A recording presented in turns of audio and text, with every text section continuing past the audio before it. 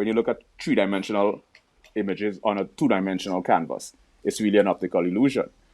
And this optical illusion is a byproduct of different forms of shades, different forms of light. You might put shades on an object. Light tends to make an object pop, and darkness tends to ground the object. And you see that commonality in music. Now, our interpretation of sound is a wave, but the reason why we interpret sound as a wave because sound is actually illustrated on a two-dimensional surface. Art, because I couldn't understand why, if you look at all of our great predecessors, all of them were grounded in some kind of art, from Da Vinci to Picasso to everyone was into, there was something in art, and I realized what it is, and I think it's fascinating. And especially surrealism.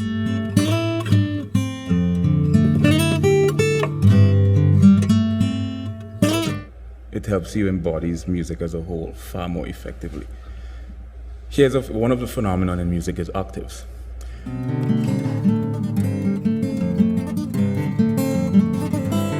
Sound that propagates at 700 miles per hour.